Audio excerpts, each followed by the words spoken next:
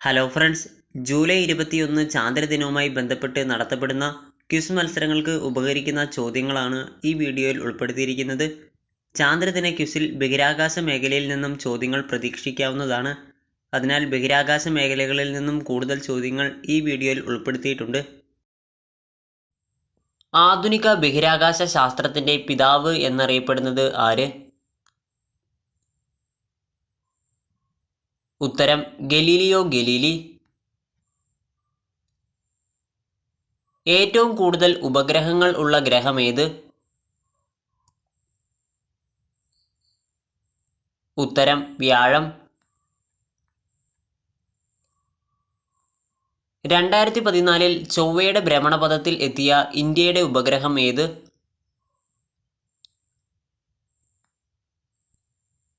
ഉത്തരം മംഗൾയാൻ. വിദ്യാഭ്യാസ ആവശ്യാർത്ഥം ഇന്ത്യ വിക്ഷേപിച്ച ഉപഗ്രഹം ഏത്?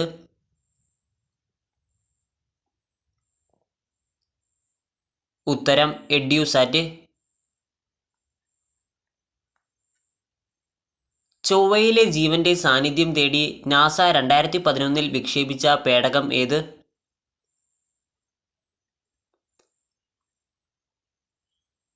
ഉത്തരം ക്യൂരിയോസിറ്റി.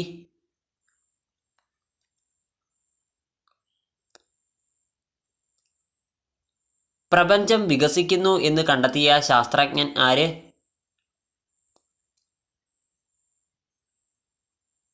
ഉത്തരം എഡ്വിൻ ഹബിൾ.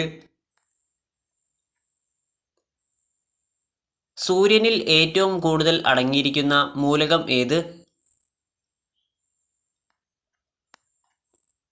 ഉത്തരം ഹൈഡ്രജൻ.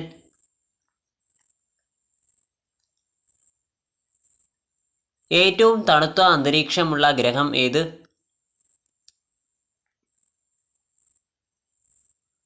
ഉത്തരം യുറാനസ്.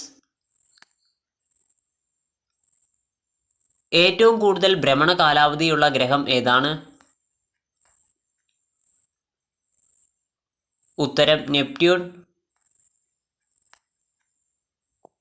വലിയ കറുത്ത പൊട്ട് അടയാളമായി കാണപ്പെടുന്ന ഗ്രഹം ഏത്?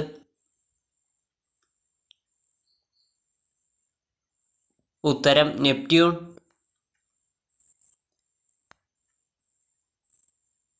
ഇന്ത്യയിലെ ഏക ഉപഗ്രഹ വിക്ഷേപണ കേന്ദ്രം എവിടെ സ്ഥിതി ചെയ്യുന്നു?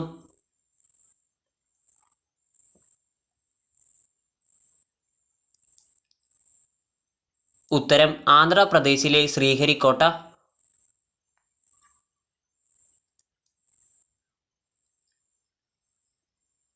ഇന്ത്യയുടെ ആദ്യ ഭൗമ നിരീക്ഷണ ഉപഗ്രഹം ഏത്?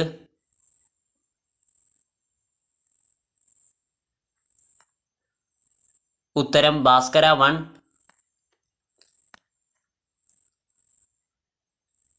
ഇന്ത്യൻ ബഹിരാകാശ പദ്ധതിയുടെ പിതാവ് ആര്?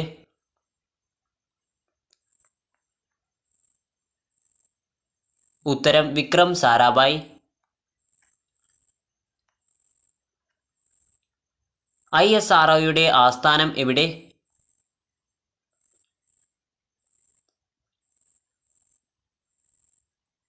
ഉത്തരം ബംഗളൂരു.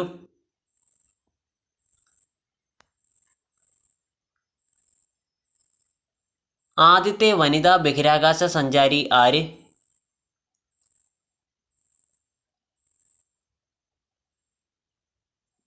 ഉത്തരം വലന്റീന തെരഷ്കോവ.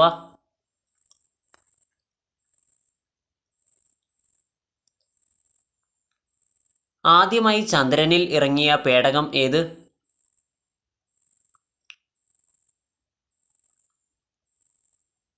ഉത്തരം ലൂണ 2.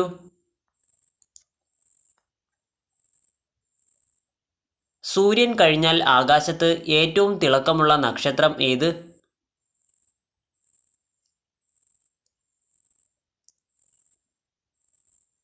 ഉത്തരം സിറിയസ്.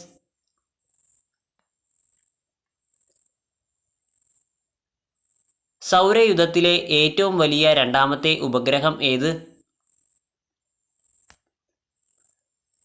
ഉത്തരം ടൈറ്റൻ. തുമ്പയിലെ റോക്കറ്റ് വിക്ഷേപണ കേന്ദ്രത്തിന്റെ പേരെന്ത്?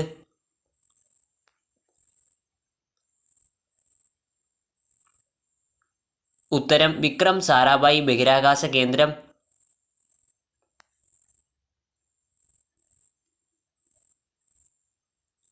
ISROയുടെ ആദ്യത്തെ ചെയർമാൻ ആരായിരുന്നു?